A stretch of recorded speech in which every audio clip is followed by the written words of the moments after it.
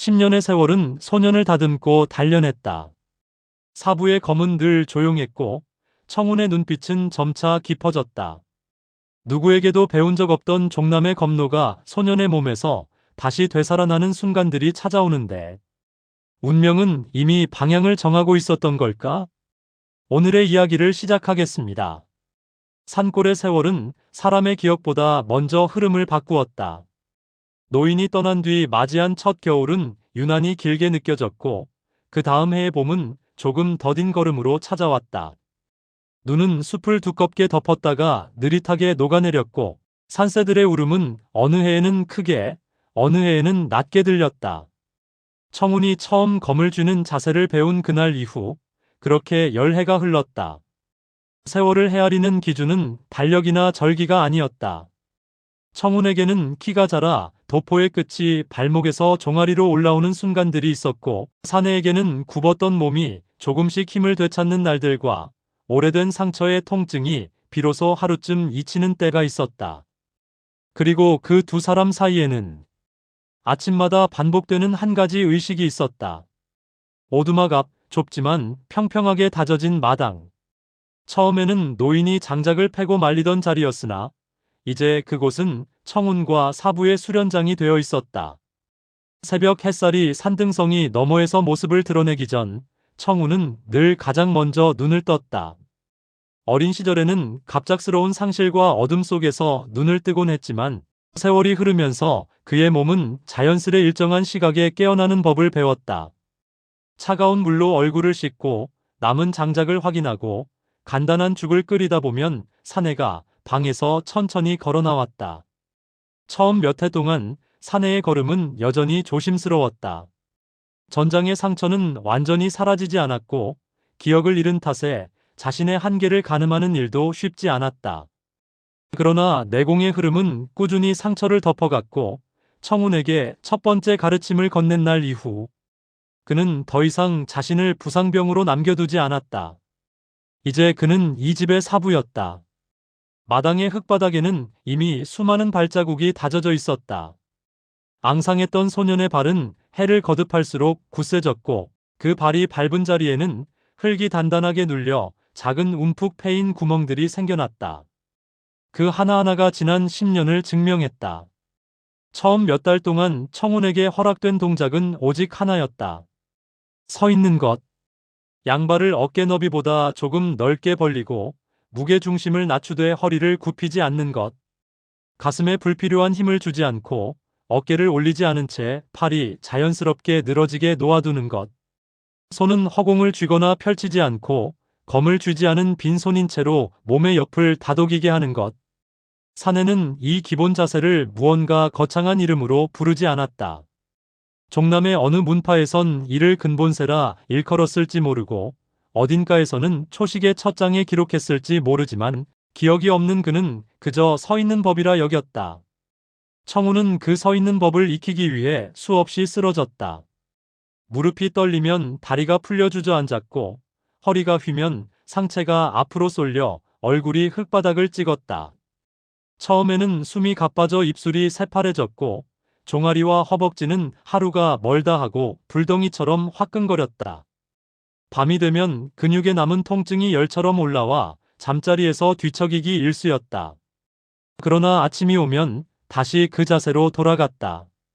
사내는 그 모습을 지켜보았다. 꾸짖지도 억지로 일으키지도 않았다.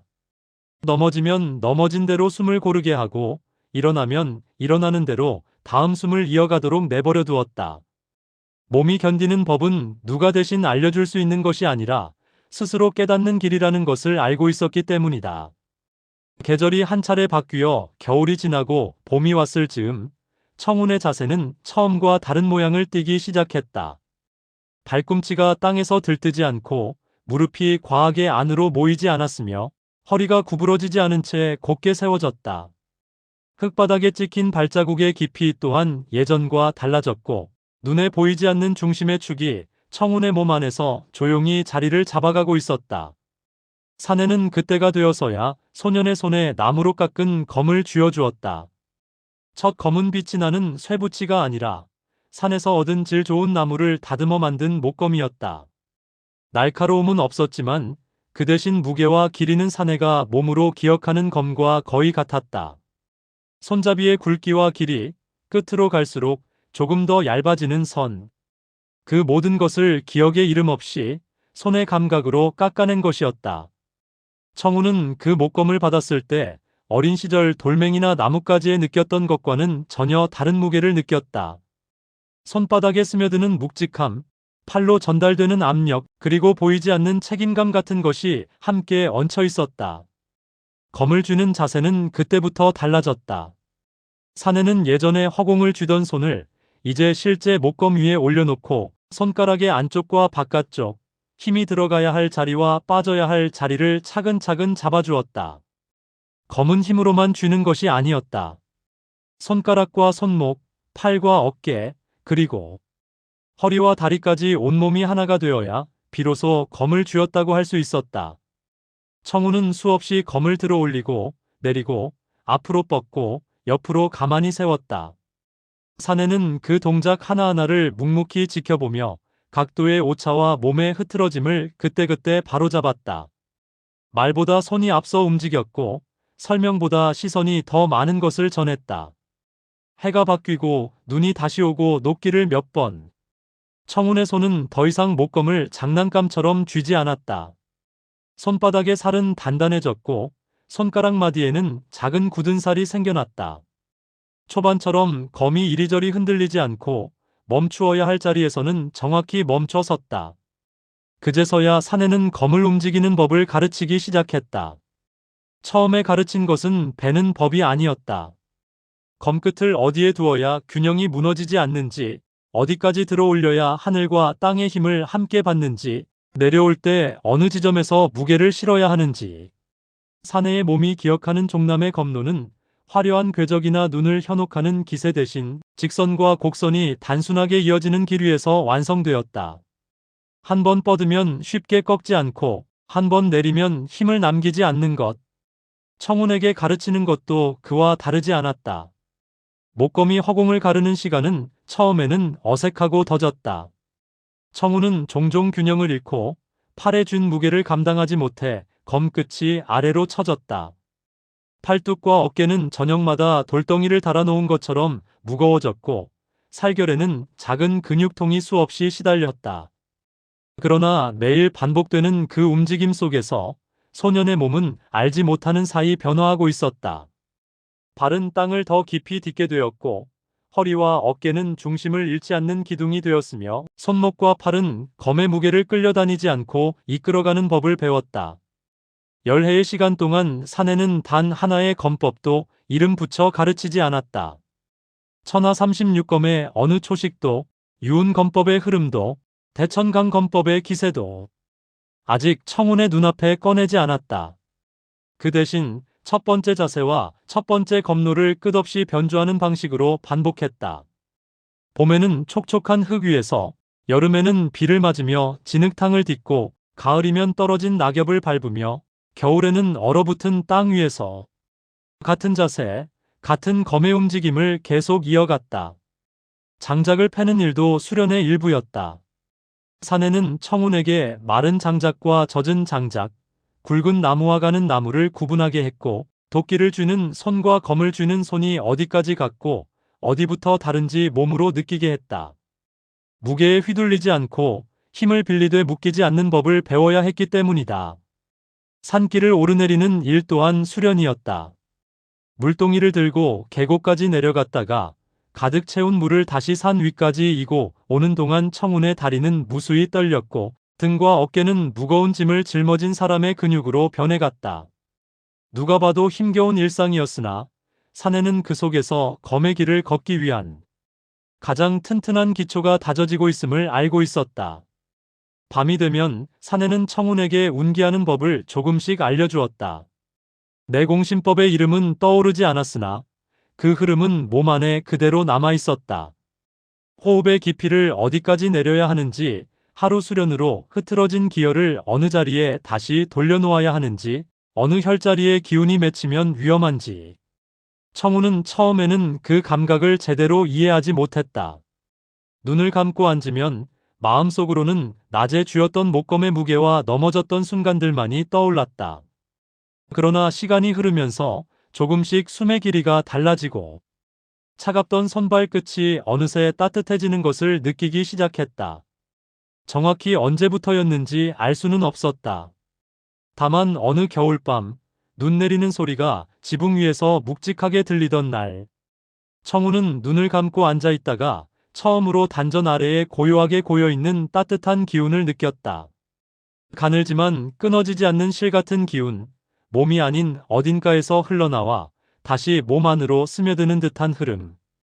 그 감각을 깨달은 뒤로 청운의 수련은 눈에 보이지 않는 깊이를 더해갔다. 열해가 흘렀다. 사내는 더 이상 전장의 부상자처럼 보이지 않았다. 흰머리는 늘어났고 얼굴의 주름은 더 깊어졌으나 몸에서 뿜어져 나오는 기운은 오히려 안정되고 무거워졌다. 그는 여전히 자신의 이름도 과거도 기억하지 못했지만 검을 쥐는 손과 청운을 바라보는 눈빛만큼은 하나의 길을 분명히 가리키고 있었다. 청운은 이제 더 이상 아이가 아니었다. 키는 사내의 어깨께까지 자라 있었고 어깨와 팔에는 매일 들던 검과 장작의 흔적이 남아 있었다. 얼굴선은 여전히 앳된 구석을 간직하고 있었지만 눈빛에는 산골 소년의 순진함만으로 설명할 수 없는 깊이가 배어 있었다. 어느 날 새벽 사내는 마당 한가운데에 선 청운의 모습을 지켜보았다. 소년의 자세는 더 이상 불안정하지 않았다. 양발은 땅을 깊게 누르고 있었고 허리는 곧고 어깨는 편안하게 열려 있었다. 손에 쥔 목검은 흔들리지 않았고 검끝은 허공의 한 점을 정확히 향하고 있었다. 그 모습은 사내에게 오래전 어디선가 보았던 풍경을 떠올리게 했다. 이름도 장소도 떠오르지 않았지만 수십 명이 검객이 같은 자세로 서 있던 한때의 광경이 기억의 안개 뒤에서 아주 희미하게 빛을 발했다. 종남의 검로는 화려한 이름으로 남지 않았다. 그러나 지금 이 산골 오두막의 마당에서 열해 동안 다져진 한 소년의 몸 위에서 그 검로의 근본이 다시 숨을 쉬고 있었다. 사내는 그 사실을 깨닫는 순간 조용히 눈을 감았다가 떴다. 이제 기본을 다지는 시간은 충분했다. 다음은 검이 길을 찾을 차례였다. 10년의 세월이 흘렀다. 산골의 하늘은 여전히 넓고 계곡의 물은 여전히 맑았지만 그 시간 속에서 변하지 않은 것은 하늘과 물뿐이었다. 오두막을 둘러싼 나무는 더 굵어졌고 계곡의 바위는 조금씩 깎여나갔다. 그리고 무엇보다 오두막 마당을 밟는 소년의 발자국이 변했다. 어릴 적에는 흙 위에 가볍게 찍히던 작은 발자국이 이제는 깊게 파여 마치 뿌리를 내리는 나무의 흔적처럼 남아 있었다. 청우는 새벽마다 눈을 떴다. 노인이 떠난 그 첫 해에는 눈을 뜨는 일이 두려웠다. 잠에서 깨어나면 이제 더 이상 부르는 목소리가 없다는 사실을 매번 다시 확인해야 했기 때문이다. 그러나 시간이 흘러갈수록 그의 몸은 슬픔과 상관없이 일정한 시각에 일어나기 시작했다. 몸이 먼저 일어나고 마음이 그 뒤를 따라오는 생활이 계속되었다. 이제 청운의 키는 사부의 어깨께에 닿을 만큼 자라 있었다. 옷자락은 더 이상 발목을 덮지 않았고 장작을 짊어지는 어깨에는 어린 시절에는 없던 단단한 선이 생겼다. 손바닥에는 목검을 쥐어온 시간만큼 굳은 살이 차곡차곡 쌓였다. 그 굳은 살은 단지 피부가 두꺼워진 흔적이 아니라 열해 동안 반복해온 하루하루의 증거에 다름 아니었다. 그날 새벽도 어김없이 안개가 골짜기를 메우고 있었다. 청우는 차가운 물로 얼굴을 씻은 뒤 오두막 앞 마당으로 나섰다. 하늘은 아직 완전히 밝아오지 않았지만 동쪽 산등성이 뒤편에서 희미한 빛의 기척이 느껴지고 있었다. 숨을 들이쉬면 축축한 흙냄새와 젖은 나무의 향이 함께 들어왔다. 가슴 깊숙한 곳까지 차가운 공기가 내려앉았다. 마당 한가운데 어제까지의 발자국 위에 청우는 다시 섰다. 양발을 어깨 너비보다 조금 넓게 벌리고 무게 중심을 천천히 낮추었다. 발끝은 바깥으로 과하게 벌어지지 않았고 무릎은 안쪽으로 모이지 않았다. 허리는 곧게 세우되 가슴을 치켜 세우지 않았고 어깨는 힘을 빼고 자연스럽게 열어두었다. 열애 동안 수없이 반복한 기본 자세였다. 손에는 익숙한 무게가 있었다. 노인의 손길이 사라진 뒤 사부가 산에서 얻은 나무로 깎아준 목검. 처음 쥐었을 때에는 무겁기만 했던 그 검이 이제는 팔과 어깨, 허리와 다리, 온몸과 함께 숨쉬는 것처럼 느껴졌다. 청우는 목검에 손잡이를 감싸 쥔 손가락에 힘을 주지 않았다. 힘을 꽉 주면 오히려 검이 흔들린다는 것을 수없이 검을 쥐었다 놓으며 익혔다. 사부는 마당 한쪽 그늘진 곳에 조용히 서 있었다. 전장의 상처는 여전히 그의 몸 여기저기에 흔적을 남기고 있었지만 그 상처를 감싸고 있는 기운은 예전보다 훨씬 안정되어 있었다. 그는 말을 아끼는 사람이었고 가르침은 손과 눈으로 대신하는 사부였다. 오늘 아침 역시 그는 먼저 나서서 무엇을 시키지 않았다. 다만 청운이 자리 잡는 모습을 끝까지 지켜보고 있을 뿐이었다. 청운은 숨을 길게 들이쉬었다. 차가운 새벽 공기가 콧속을 지나 목을 타고 내려가 가슴에 고이는 느낌이 들었다. 그동안 사부에게서 배운 대로 그는 숨을 바로 내뱉지 않고 한 박자 숨을 가다듬었다. 들이쉰 숨을 가슴에 맴돌게 하지 않고 조금 더 아래로, 배꼽 아래로 끌어내리는 상상을 했다. 처음에는 잘 되지 않던 일이었지만 이제는 어느 정도 감각이 몸에 배어 있었다. 숨을 내쉴 때 그는 목검을 천천히 들어 올렸다. 팔로만 드는 것이 아니라 발바닥으로 밟은 땅의 힘이 종아리와 허벅지를 타고 올라와 허리를 거쳐 어깨로 그리고 팔과 손으로 이어지는 흐름을 느끼려 했다. 검끝은 허공의 한 점을 향해 나아갔다가 멈추었다. 아무것도 배지 않는 동작이었지만 청운의 온 신경은 그 한 점에 모여 있었다. 열해 동안 수백, 수천 번 반복해온 이 동작은 이제 더 이상 낯설지 않았다. 몸은 이미 알고 있는 길을 따라 자연스럽게 움직였다. 발의 각도, 무릎의 굽힘, 허리의 기울기, 팔의 궤적까지 하나하나 생각하지 않아도 몸이 먼저 알아서 자리를 찾았다. 청우는 그 사실이 스스로 대견하기보다는 이제 겨우 출발점에 섰다는 느낌에 더 가까웠다. 그날은 이상하게도 숨이 깊게 내려갔다. 언제나처럼 숨을 들이쉬고 내쉬었을 뿐인데 숨이 가슴에서 머무르지 않고 더 아래로 배꼽 아래 어딘가로 가라앉는 감각이 또렷했다. 마치 차가운 물을 마셨는데 그 물이 위장에서 멈추지 않고 더 깊은 곳으로 스며드는 것과 비슷한 느낌이었다. 청우는 잠시 그 낯선 감각에 시선을 빼앗겼다. 그가 그 사실을 자각한 것은 목검을 다시 내려 세우려던 순간이었다. 숨을 내쉬며 검을 원래 자리로 돌려보내는 동작 속에서 팔과 어깨가 이전보다 훨씬 가볍게 움직인다는 것을 깨달았다.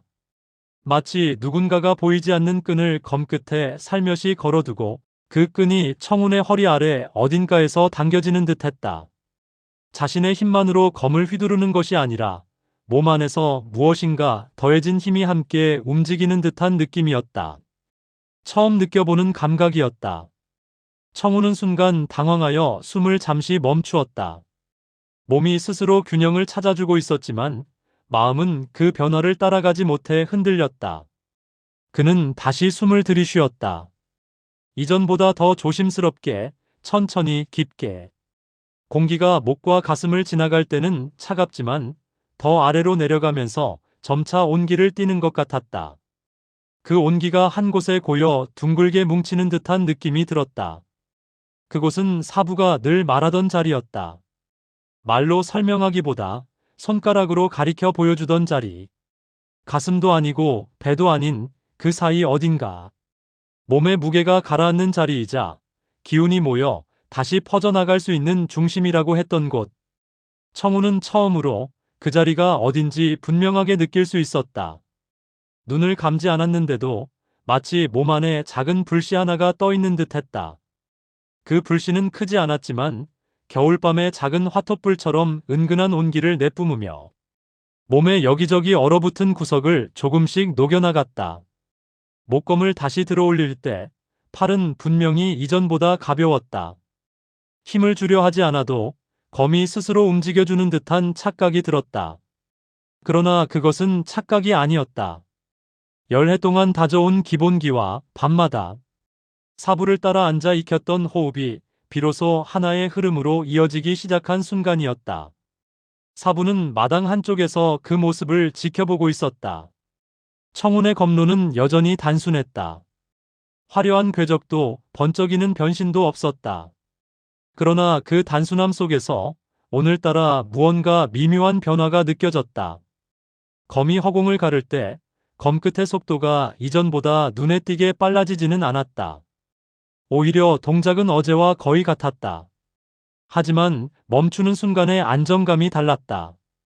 검이 허공에 박히듯이 멈춰서는 그 찰나에 청운의 발밑에서부터 허리, 어깨, 손끝까지 이어지는 하나의 선이 또렷이 드러나 있었다. 사내의 눈동자가 가늘게 좁혀졌다. 그는 소리 없이 숨을 들이쉬었다. 누군가가 처음으로 단전의 기운을 모으기 시작하는 순간 몸에서 어떤 변화가 일어나는지 그는 너무 잘 알고 있었다. 언제, 어디서, 누구에게서 처음 그런 모습을 보았는지는 기억나지 않았지만 그 장면이 얼마나 드물고 소중한 것인지는 몸이 알고 있었다. 청우는 자신의 몸에서 일어나는 변화를 어떻게 이해해야 할지 몰랐다. 단지 목검을 다시 내리며 숨을 고르는 사이 허리 아래 어딘가에서 작게 맴돌던 온기가 여전히 꺼지지 않고 남아있다는 사실만을 느낄 수 있었다. 숨을 들이쉴 때마다 그 온기는 미세하게 밝아졌고 숨을 내쉴 때마다 몸 구석구석으로 잔잔히 스며들었다. 그는 잠시 수련을 멈추고 제자리에서 가만히 섰다. 목검을 옆으로 내려세우고 두 발로 단단히 땅을 밟았다. 눈을 감지 않아도 발바닥을 통해 전해져 오는 땅의 감촉과 몸 안에서 올라오는 기운의 흐름이 서로 맞물리는 것을 알 수 있었다. 마치 땅과 자신의 몸 사이에 보이지 않는 길이 하나 놓인 듯 했다. 이전에는 그 길이 단지 발에서 무릎, 허리, 어깨로만 이어졌다. 그러나 지금은 그 길이 한 번 더 아래로 내려가 몸의 중심을 한 번 찍고 다시 위로 올라오는 느낌이었다. 그래서인지 같은 동작을 반복해도 숨이 덜 가쁘고 근육의 피로가 더디게 찾아왔다. 청우는 자신도 모르게 손바닥을 펴고 쥐어보았다. 손 안에 아무것도 쥐지 않았을 때에도 손끝에서부터 팔, 어깨, 가슴, 그리고 아랫배로 이어지는 가느다란 선이 느껴졌다. 그 선을 따라 기운이 오르내리는 듯한 감각이 낯설면서도 기묘하게 편안했다. 그 순간 사부가 조용히 다가왔다. 발소리는 거의 들리지 않았다. 그는 청운의 옆에 서서 아무 말 없이 소년의 자세를 살폈다. 눈으로 발의 간격을 확인하고 허리의 중심을 가늠하고 어깨와 팔에 남아있는 불필요한 힘을 찾아냈다. 그러나 오늘은 그 힘을 지적하지 않았다. 대신 청운의 가슴과 배 사이를 천천히 바라보았다. 그곳에 자리 잡은 작은 불씨 같은 기운을 그는 분명히 느낄 수 있었다. 마치 아주 먼 옛날 누군가에게서 처음 비슷한 기운을 보았던 때처럼. 사부는 말없이 고개를 들었다가 내렸다. 그의 눈에는 놀라움도 기쁨도 안타까움도 섞여 있었다. 이 산골 오두막에서 아무 문파의 이름도 어떠한 비급도 없는 자리에서 한 소년의 몸이 스스로 길을 찾기 시작했다는 사실이 그에게는 어쩐지 벅찬 일처럼 느껴졌다. 청우는 사부의 시선을 느끼고 고개를 돌렸다. 사부의 눈빛은 여전히 깊고 조용했지만 어디선가 미묘하게 달라져 있었다. 그 안에는 사부로서의 점검뿐 아니라 무인으로서 후학의 첫 각성을 지켜보는 이의 감정이 서려 있었다. 그럼에도 사부는 그 감정을 입 밖으로 꺼내지 않았다. 칭찬도 설명도 호들갑도 없었다. 그는 그 모든 말을 대신해 짧은 한 문장을 천천히 꺼냈다. 계속 서라. 청우는 고개를 끄덕였다. 그 한마디면 충분했다. 그는 다시 두 발로 땅을 밟고 허리를 세우고 목검을 쥐었다. 숨을 들이쉬고 내쉬었다. 그리고 그 숨결 속에서 몸 안에 자리 잡은 작은 기운의 움직임을 따라가 보기로 했다. 그날 새벽 청우는 처음으로 자신의 몸 안에 눈에 보이지 않는 또 하나의 세계가 존재한다는 것을 느꼈다. 그것은 피와 살, 근육과 뼈로만 이루어진 육신이 아니라 기운과 흐름, 중심과 선으로 이루어진 또 다른 몸이었다. 그리고 그 작은 각성의 기미는 이후 청운이 걷게 될 무인의 길 위에서 결코 지워지지 않을 첫 번째 발자국이 되었다. 해가 완전히 떠오른 뒤에도 그 느낌은 쉽게 가라앉지 않았다. 아침 수련을 마친 청운은 장작을 패고 물을 길어오고 오두막 안팎을 쓸어내리며 평소와 다름없는 일을 했다. 그러나 몸을 굽히고 일어설 때마다 무언가가 함께 움직이고 있다는 감각이 여전히 배 아래 어딘가에서 따라붙었다. 힘이 빠져나가는 자리가 아니라 되레 힘이 모여드는 자리. 그는 낯선 설렘과 함께 이유를 알 수 없는 경외심을 느꼈다. 그날 밤 청우는 평소보다 조금 더 늦게까지 눈을 감지 못했다. 누운 자리에서 하늘을 향해 손을 들어보기도 하고 가만히 손가락을 모아 쥐었다 펴기를 반복하기도 했다. 어둠에 익숙해진 시야 속에서 손끝의 움직임은 희미하게밖에 보이지 않았지만 몸 안을 오르내리는 기운에서는 오히려 더 또렷이 느껴졌다. 그는 그것이 무엇인지 끝내 이름을 붙이지 못했지만 언젠가 사부가 말하던 내공이라는 두 글자가 문득 머릿속을 스쳤다. 사부는 그날 밤 조용히 담 밖에서 하늘을 올려다보고 있었다. 기억을 잃은 그의 머릿속에는 여전히 수많은 공백이 남아 있었지만 지금 이 순간만큼은 과거를 떠올리려 애쓰지 않았다. 대신 오늘 새벽 마당 한가운데 서 있던 청운의 뒷모습을 떠올렸다. 허리와 어깨, 손끝까지 이어진 한 줄기 선.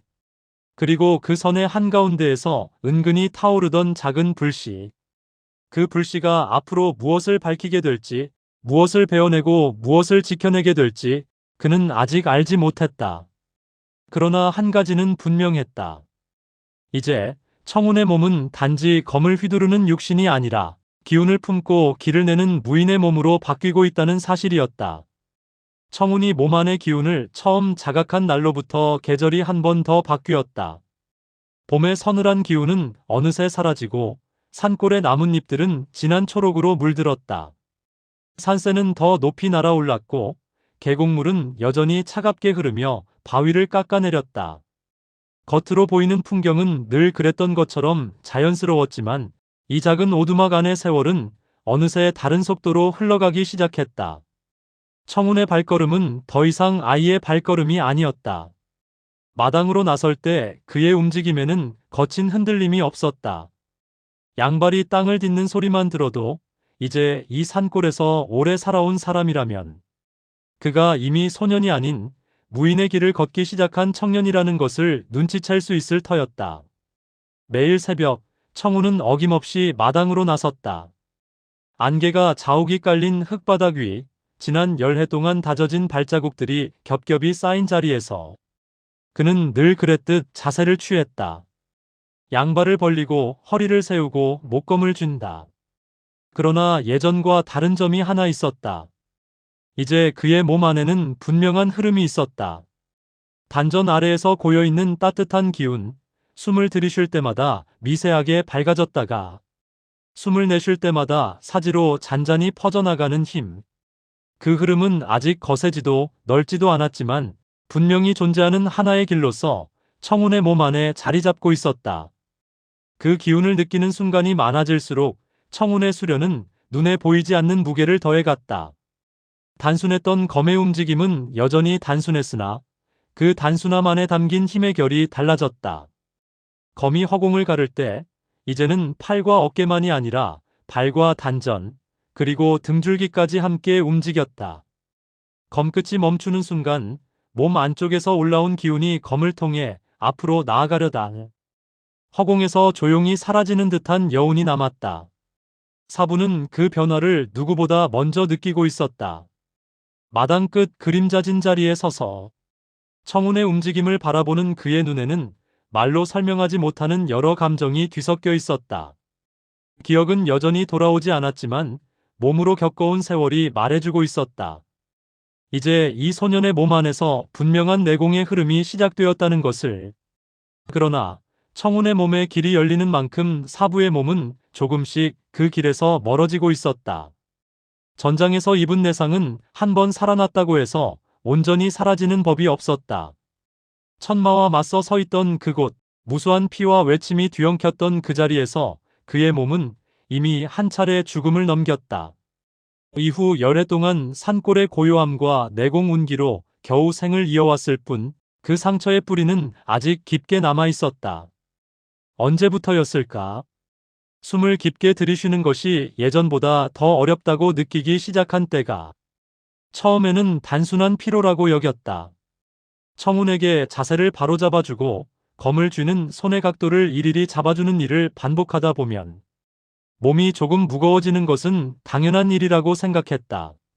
하지만 어느 날 밤 모든 수련이 끝나고 청운이 깊이 잠든 뒤 사부가 홀로 마당에 나와 호흡을 가다듬다가 갑자기 가슴 한가운데를 에어오는 통증을 느꼈을 때 그는 알 수 있었다. 이것은 단순한 피로가 아니라고. 기운을 모아 상처난 곳을 감싸고 있던 내공이 조금씩 줄어들고 있었다. 구멍난 항아리 속 물이 눈에 띄게 빠져나가진 않지만 분명히 양이 줄어드는 것처럼 숨을 들이쉬어도 가슴이 넓어지지 않는 느낌, 내려보낸 기운이 예전처럼 부드럽게 흘러가지 않는 이질감, 그리고 무엇보다 몸 깊숙한 곳에서 기혈이 미세하게 엇갈리는 듯한 꺼림칙한 감각. 사부는 그 모든 변화를 자신의 몸 안에서 느끼고 있었다. 그는 일부러 청운 앞에서는 기침을 참았다. 호흡이 고르지 않을 때에도 숨을 억눌렀고 한밤중에 가슴을 짓누르는 통증이 밀려올 때면 입안을 깨물고 소리를 삼켰다. 청운이 자는 방 쪽으로 눈길이 향할 때마다 노인의 마지막 부탁이 떠올랐다. 청운을 버리지 말아라. 그 말은 부탁이자 명령이었고 지금의 그는 그 말에 따라 살고 있었다. 청운이 감당하기에는 아직 세상도 무림도 그리고 자신이 지고 있는 과거의 그림자도 너무 무거웠다. 그래서 그는 자신의 쇠약함을 끝까지 감추고 싶었다. 그러나 쇠약함이라는 것은 감춘다고 해서 사라지는 것이 아니었다. 날이 갈수록 새벽 수련 시간은 조금씩 줄어들었다.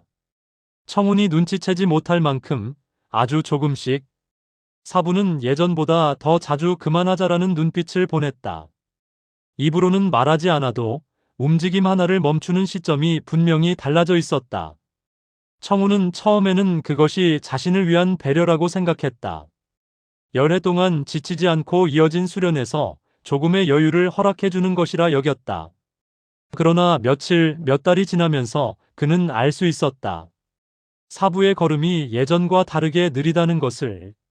마당을 가로질러 걸어갈 때 그의 발은 여전히 단단히 땅을 밟고 있었지만 발끝의 틀어짐을 바로잡는 시간이 조금씩 길어졌다. 손을 들어 올려 검의 자세를 잡아줄 때 손등의 힘줄이 예전보다 더 뚜렷하게 드러나 있었고 잠깐 손을 내린 뒤에는 아주 짧은 숨 고르기가 뒤따랐다. 어느 날 청우는 장작을 패다 말고 도끼자루에 몸을 잠시 기댄 사부의 뒷모습을 보았다. 그 등은 여전히 곧았지만 어딘가 모르게 가늘어져 있었다. 넓었던 어깨는 조금 줄어들었고 질긴 가죽처럼 단단하던 뒷모습에는 이제 세월의 흔적이 더 깊게 새겨져 있었다. 주에 깊게 보지 않으면 지나칠 수 있는 변화였지만 10년을 곁에서 지켜본 청운의 눈에는 그 미세한 차이가 그대로 들어왔다. 청운은 그 순간 도끼를 다시 들어올리지 못했다. 손끝에서 힘이 빠져나가는 느낌이 들었다. 사부가 돌아보지 않는 동안 그는 조용히 숨을 한 번 길게 들이쉬었다. 가슴 아래로 내려가는 숨결에 묵직한 무언가가 함께 내려앉는 듯했다. 그날 밤 오두막 안은 평소보다 더 고요했다. 사부는 언제나처럼 청운보다 조금 늦게 잠자리에 들었다. 그는 방 한쪽에 앉아 눈을 감고 운기를 했다. 내상을 단단히 붙들어 매기 위해 몇 년 동안 반복해온 습관이었다. 그러나 오늘은 내공이 예전처럼 말을 듣지 않았다. 기운을 단전에 모으려 할수록 어딘가에서 새어나가는 감각이 먼저 다가왔다. 물길이 틀어진 강처럼 내공의 흐름은 완만한 곡선을 그리지 못하고 중간 어딘가에서 미세하게 갈라졌다. 사부는 이마에 배어오르는 식은땀을 느꼈다. 이를 악물고 흐트러진 기운을 억지로 붙잡으려 했지만 몸은 예전의 몸이 아니었다. 한참을 버티던 그는 결국 한 번, 짧지만 깊은 기침을 토해냈다. 가슴 깊은 곳에서 올라온 기침은 목을 태우고 입을 찢고 나왔다. 입가에 묻은 것을 손등으로 훔치자 검붉은 자국이 희미한 흔적을 남겼다. 피였다.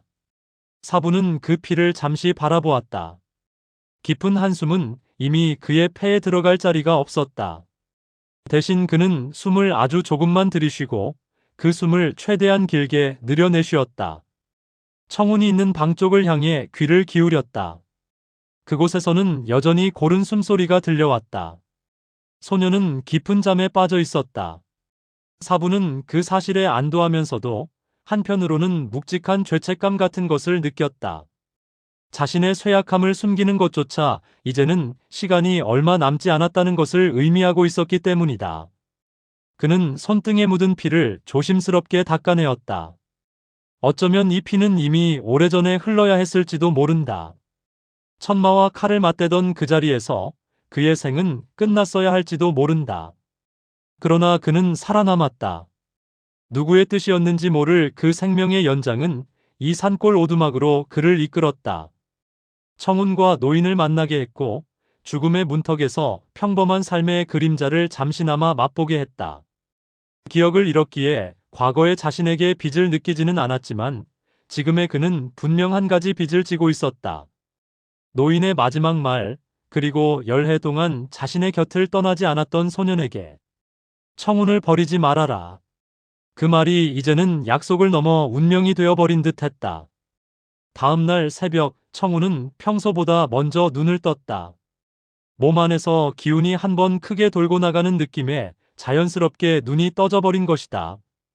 그는 자리에서 일어나 조용히 문을 열고 마당으로 나갔다. 새벽 안개 속 사부의 모습은 아직 보이지 않았다. 늘 자신보다 늦게 일어나던 사부였기에 이상할 것은 없었지만 오늘은 묘하게 마음이 가라앉지 않았다. 청운은 목검을 들고 기본 자세를 취했다. 숨을 들이쉬고 내쉬고 몸 안의 기운을 천천히 따라갔다. 단전에 고여있는 따뜻한 흐름은 어제보다 조금 더 안정되어 있었다. 그러나 그 안정감과 대비되게 마음 한구석에서는 알 수 없는 불안이 잔잔한 물결처럼 일렁였다. 얼마의 시간이 흐른 뒤 사부가 마당으로 나왔다. 눈가와 입가의 주름은 어제와 다를 바 없었지만 청운은 한눈에 알 수 있었다. 오늘 사부의 얼굴빛이 평소보다 더 창백하다는 것을.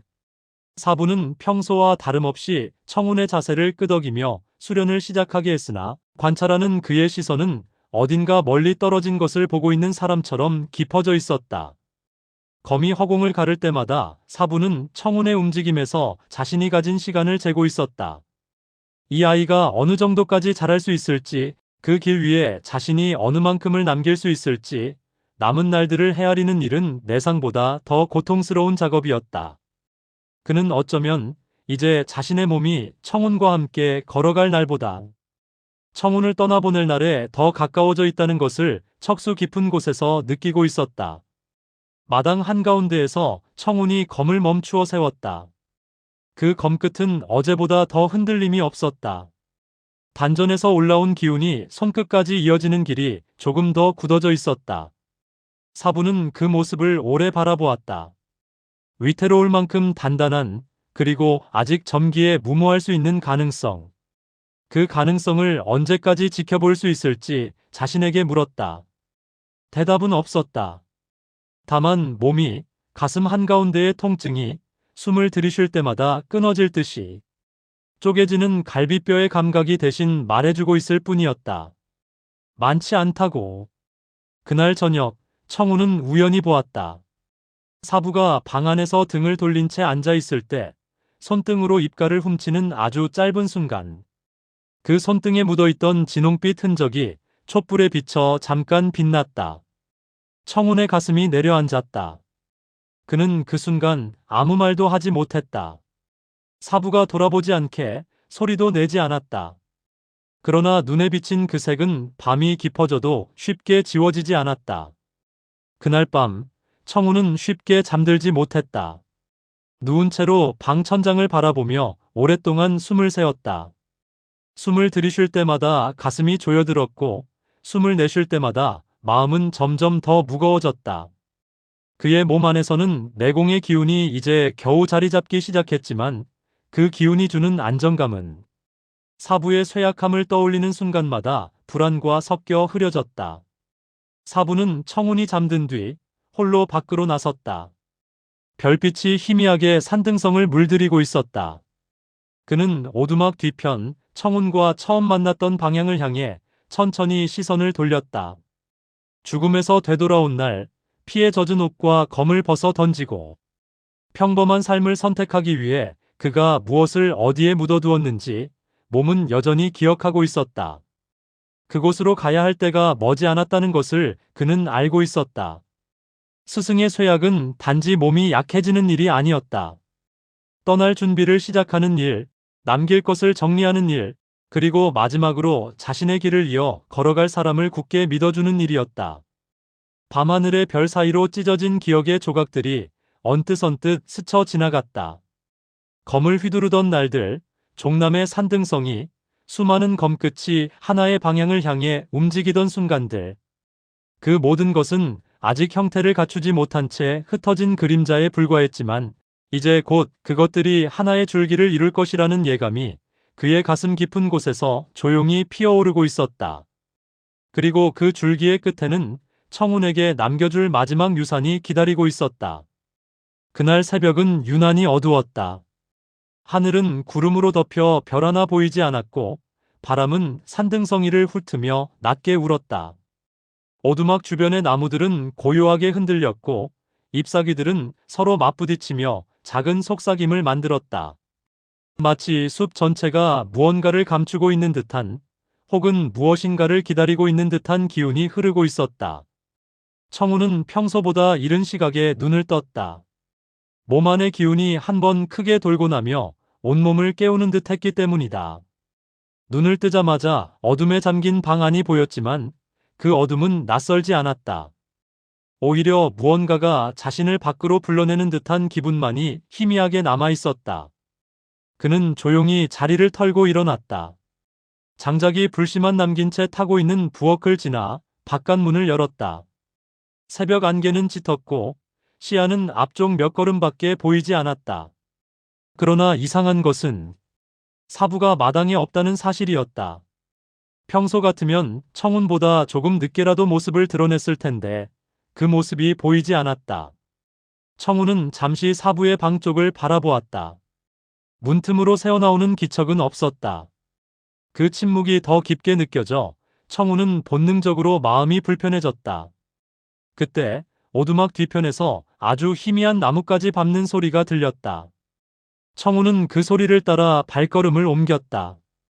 안개와 어둠이 겹겹이 내려앉은 숲속으로 사부가 걸어갔던 발자국이 희미하게 남아 있었다. 길은 오두막 뒤쪽 비탈로 이어져 있었다. 어린 시절 청운이 처음 사부를 발견했던 방향이었다.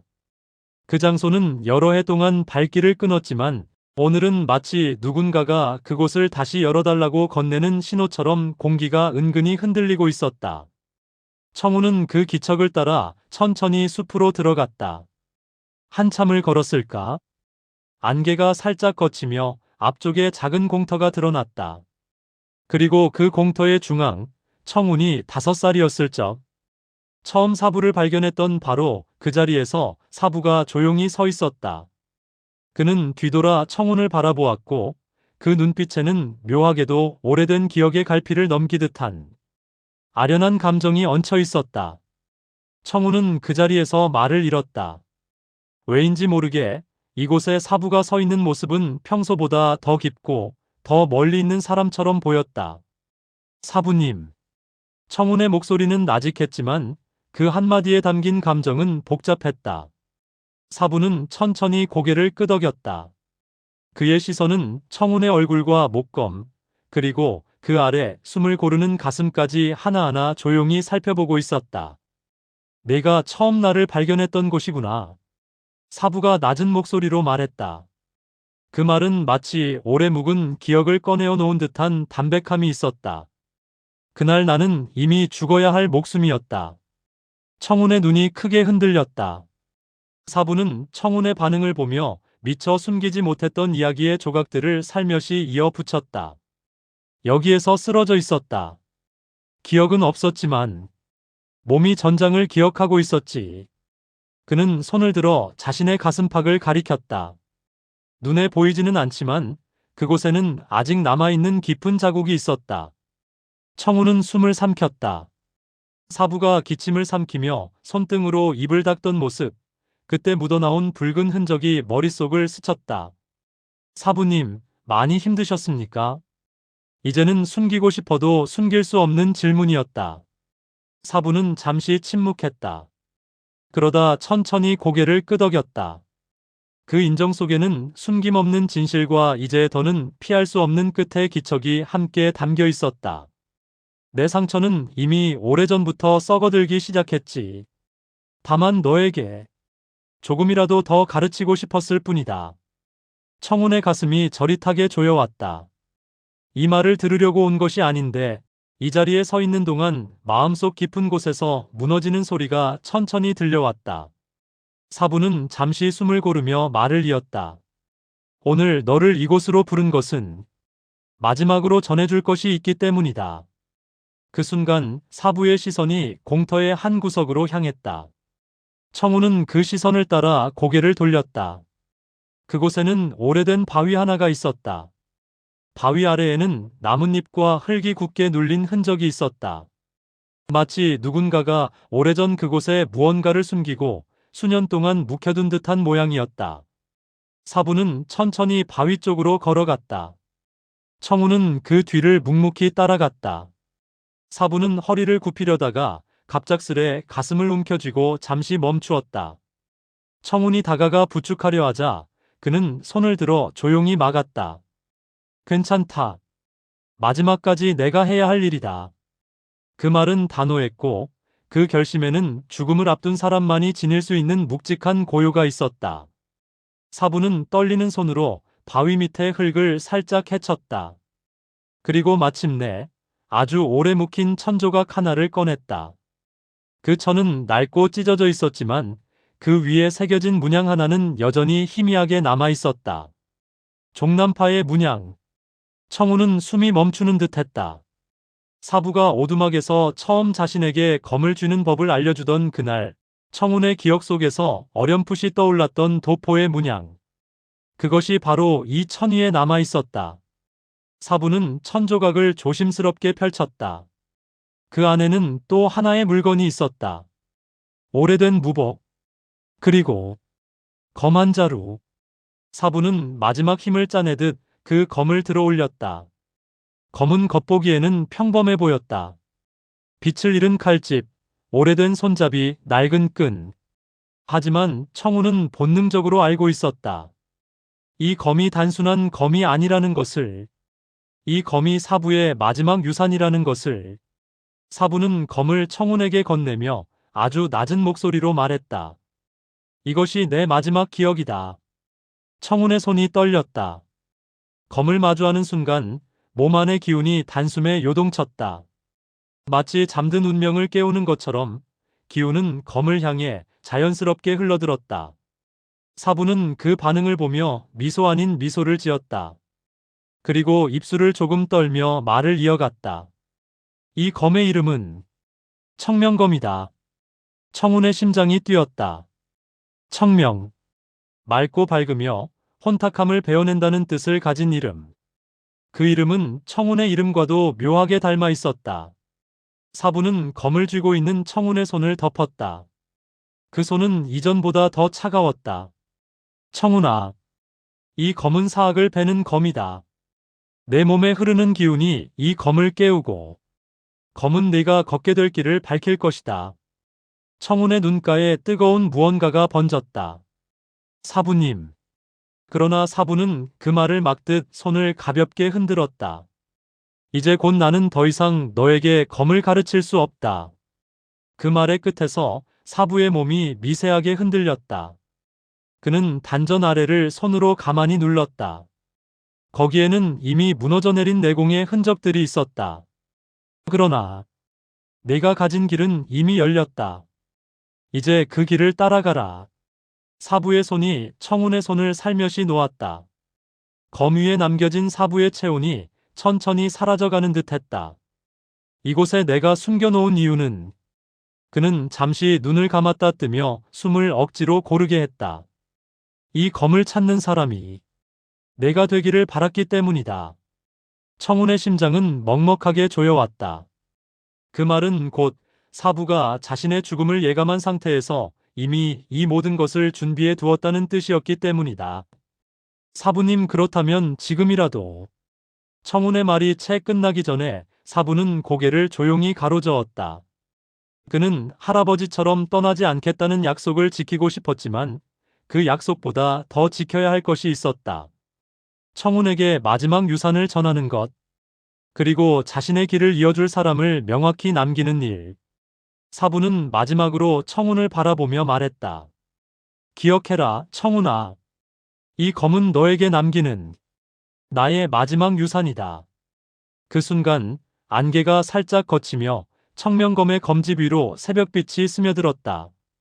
검은 아직 잠든 상태였지만 그 속에서는 맑은 기운이 조용히 고동치고 있었다.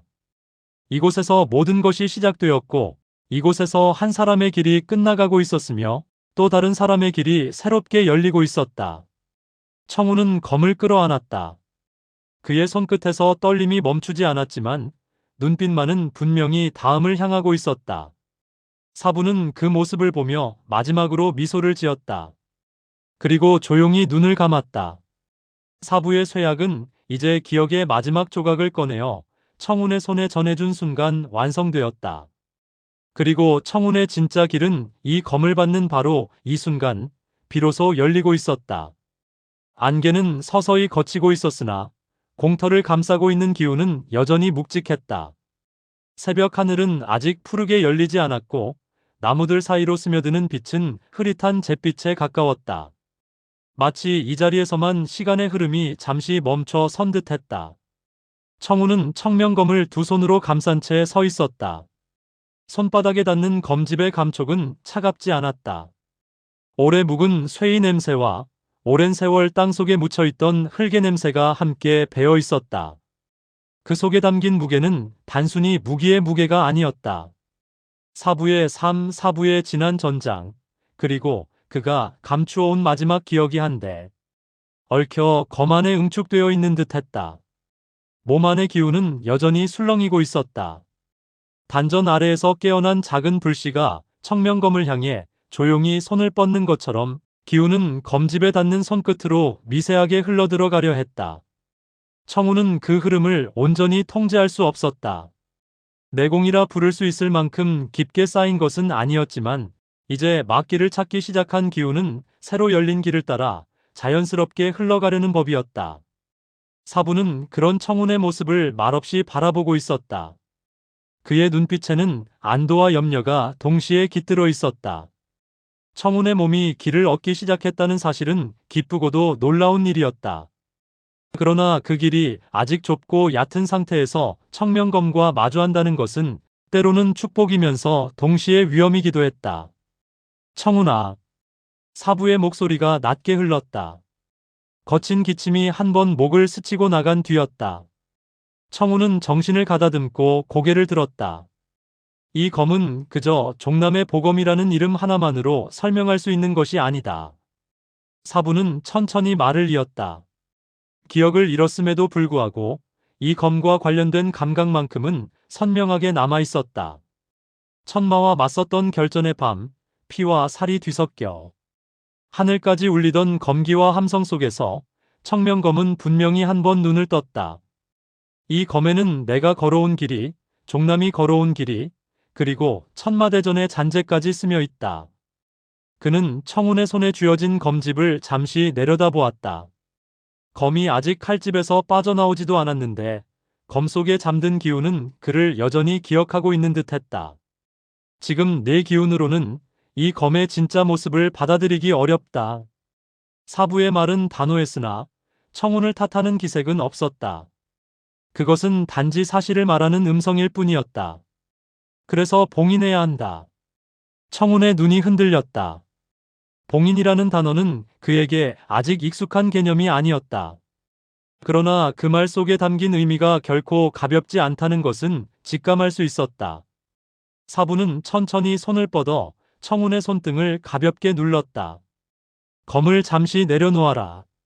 청운은 고개를 끄덕이고 공터 한가운데의 평평한 바위 위에 청명검을 올려두었다. 바위는 밤새 머금은 이슬로 차갑게 젖어 있었지만 검을 받쳐든 그 자리만은 묘하게 따뜻한 기운을 품고 있는 듯했다. 사부는 바위 앞에 천천히 다가섰다. 발걸음 하나하나가 무거웠다. 가슴 안쪽에서 통증이 번져 올라와 숨을 끊어버리려 했지만 그는 이를 악물고 버텼다. 마지막으로 내공을 쓸 수 있는 기회가 이제 많지 않다는 것을 알고 있었기에 한 번의 호흡도 허투루 쓸 수 없었다. 그는 바위 앞에 서서 조용히 눈을 감았다. 오랜 세월 몸에 밴 호흡법이 저절로 되살아났다. 숨을 들이쉴 때마다 폐 깊은 곳에서 싸늘한 통증이 올라왔지만 그 통증을 억누르며 기운을 단전으로 내려보냈다. 청우는 한 걸음 뒤에서 그 모습을 지켜보았다. 사부의 어깨가 미세하게 떨리는 것이 보였다. 등줄기를 타고 내려오는 식은땀이 어둠 속에서도 희미하게 빛났다. 그러나 그의 허리는 여전히 곧게 서 있었다. 잠시 후 사부의 손이 천천히 움직였다. 그는 오른손을 들어 청명검의 검집 위에 가만히 얹었다. 손바닥에서 아주 약한 온기가 배어나왔다. 청운이 느끼기에는 너무 미약한 기운이었지만 검은 그 온기를 알아보는 듯 아주 희미하게 떨렸다. 검집 안쪽 보이지 않는 칼날의 깊은 곳에서 맑디 맑은 청기가 한 줄기 피어오르려는 기척이 일었다. 사부는 그 기척을 감지하자마자 손가락에 힘을 더했다. 함부로 깨어서는 안 된다. 그의 목소리는 검에게 말을 건네는 것처럼 낮고 엄숙했다. 내 주인은 이제 이 아이다. 그러나 이 아이가 아직 너를 감당할 수 없으니 잠시 눈을 감고 있어라. 그는 손끝으로 검집 위를 천천히 쓸어내렸다. 마치 보이지 않는 무늬를 새기는 것처럼 손가락이 지나간 자리마다 얇고 흐릿한 기운이 남았다. 청운의 눈에는 아무것도 보이지 않았지만 몸이 이미 기운의 흐름을 조금이나마 느끼기 시작한 그는 사부의 손끝에서 흘러나온 힘이 검을 한 겹, 두 겹 둘러싸는 느낌을 분명히 느낄 수 있었다. 그것은 칼날을 묶는 쇠사슬 같은 거친 기운이 아니었다. 오히려 아주 부드러운 천처럼 검을 감싸 조용히 눕히는 기운이었다. 이 봉인은 나의 남은 내공과 생명을 조금 깎아 만들어내는 것이다.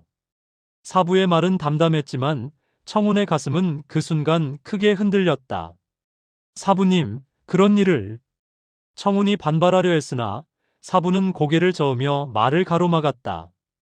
검이란 것은 주인을 삼키기도 한다. 짧은 문장이었지만 그 안에는 전장의 냄새와 피의 감각이 스며 있었다.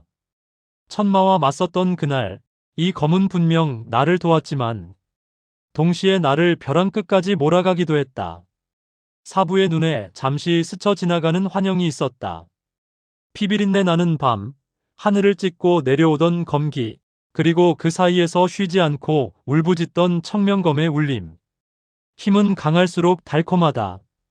그러나 내 기초가 흔들리는 상태에서 이 검의 힘을 마주하면 너는 검을 쥐었다고 생각하겠지만 실은 검에 쥐어 흔들리는 꼴이 될 것이다. 청우는 입술을 악물었다.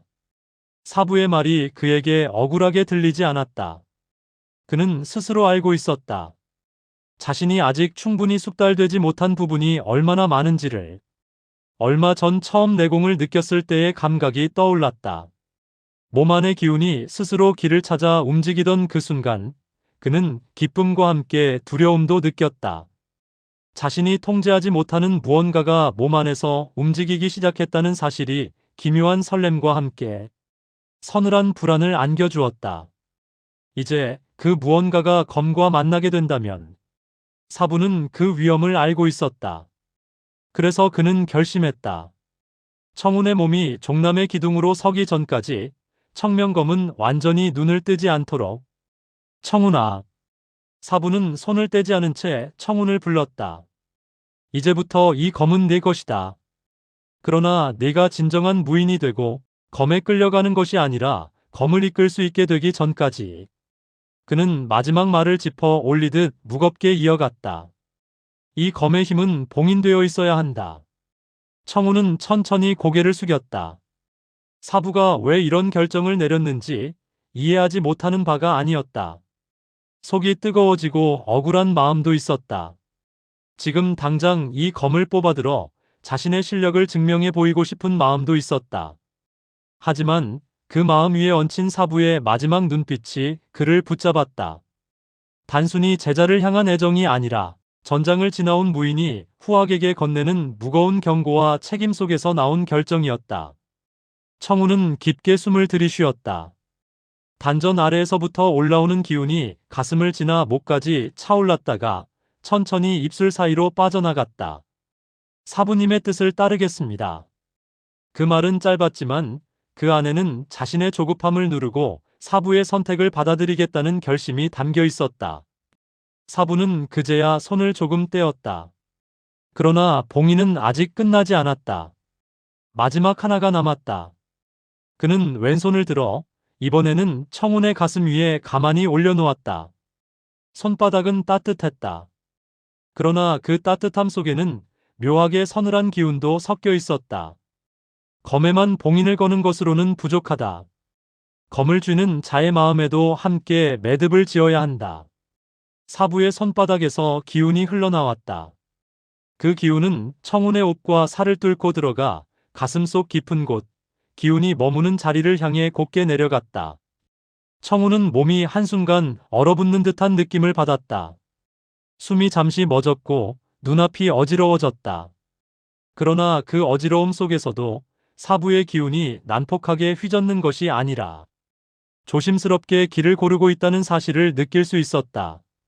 단전 위, 심장 아래, 그 사이 어딘가에 한 점의 빛이 새겨지는 듯했다. 사부는 청운의 기운이 흐르는 길을 따라 자신의 내공을 한 줄기 남겼다. 그 내공은 청운의 길을 막지 않으면서도 청명검의 기운이 한꺼번에 쏟아져 들어올 경우 그 흐름을 한번 꺾어낼 수 있는 매듭과도 같았다. 기억해라. 사부의 목소리가 낮고 깊게 떨어졌다. 내가 앞으로 이 검을 뽑을 때마다 너의 마음이 먼저 시험을 받을 것이다. 그의 손이 청운의 가슴에서 천천히 떨어졌다. 검을 휘두르는 이유가 흐려지면 검은 봉인을 핑계로 너를 거부할 것이다. 그러나 내 마음이 맑고 검이 나아가야 할 길이 분명할 때 그는 바위 위에 검을 한번 바라보았다. 그때 이 봉인은 조용히 풀릴 것이다. 청운은 그 말을 가슴 깊숙이 새겼다. 검의 봉인은 단순히 힘을 묶는 일이 아니었다. 사부의 남은 생명을 깎아 만들어낸 매듭이자 앞으로 자신이 걸어가야 할 길을 스스로 증명해야만 풀리는 사슬이었다. 사부는 마지막으로 청명검에 손을 얹었다. 이제 잘 자거라. 그의 속삭임은 마치 오래 함께한 벗을 향한 작별 인사처럼 들렸다. 그 순간 검집 안쪽에서 피어오르려던 청기는 마치 누군가에게서 안심을 선물 받은 것처럼 천천히 가라앉았다. 청운의 손에 전해지던 묵직한 떨림도 잦아들었다. 검은 여전히 그 자리에 있었지만 이제는 더 이상 날카로운 숨을 내쉬지 않고 고요한 잠에 들어간 듯 보였다. 그것이 청명검의 봉인이었다. 사부는 몸을 돌리려다가 크게 휘청였다. 청운이 재빨리 앞으로 나아가 그의 팔을 부축했다. 사부님. 사부는 겨우 몸을 가누며 억지 미소를 지었다. 괜찮다. 조금 무리했을 뿐이다. 입가에 맺힌 희미한 피를 손등으로 훔쳐내면서도 그의 눈빛은 담담했다. 마치 예상했던 대가를 치렀을 뿐이라는 듯. 가자. 이제 남은 것은 내 몫이다. 그는 청운이 바위 위에 검을 조심스럽게 들어 올리는 모습을 확인한 뒤 천천히 오두막이 있는 방향으로 발을 옮겼다. 청운은 청명검을 품에 안고 그 뒤를 따랐다. 검은 묵직했지만 이상하게도 전처럼 존재 자체로 압박을 주지는 않았다. 마치 얌전히 눈을 감은 수호신을 안고 가는 것처럼 느껴졌다.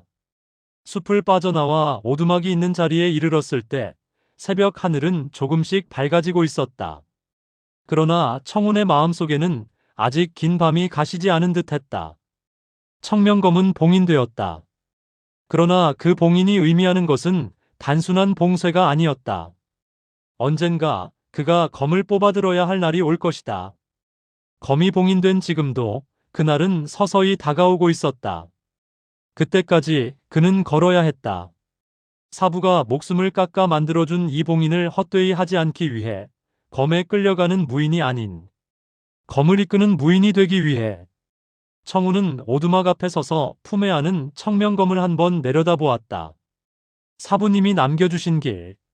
그의 속삭임은 아직 누구에게도 들리지 않는 맹세와 같았다. 반드시 제가 있겠습니다.